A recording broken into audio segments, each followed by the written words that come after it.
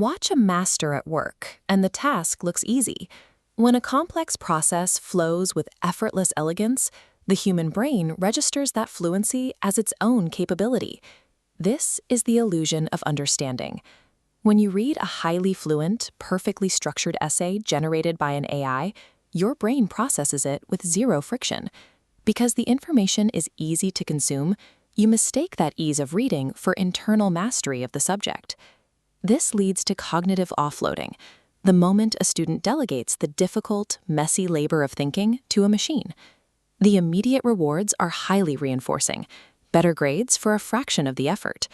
But that flawless output masks a reality where foundational knowledge and critical thinking are actively atrophying. The trap lies in confusing familiarity with retrieval. Recognizing the shape of an argument on a screen is not the same as possessing the neural pathways required to construct it yourself. This leaves the learner vulnerable. The moment they're cut off from their digital surrogate, they discover they possess no internal resilience to fall back on. The gap between observation and execution becomes clear the second you step off the ledge. Knowing how the wind works, in theory, will not keep you in the air. Bloom's taxonomy organizes learning into a hierarchy, remembering, understanding, and applying facts. AI handles these lower-order tasks reliably, the exact levels targeted by conventional exams. But move higher, and AI hits a jagged frontier. Its performance degrades when analyzing complex systems or creating original syntheses.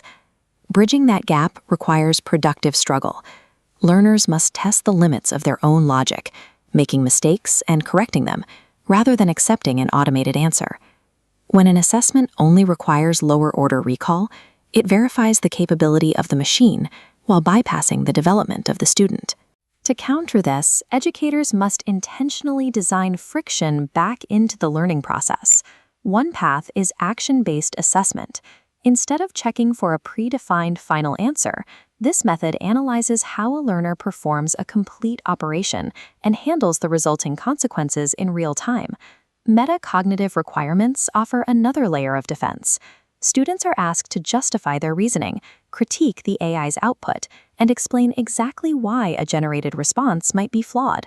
This shifts the student's role from a consumer of solutions to an evaluator who must audit and debug the models the AI proposes.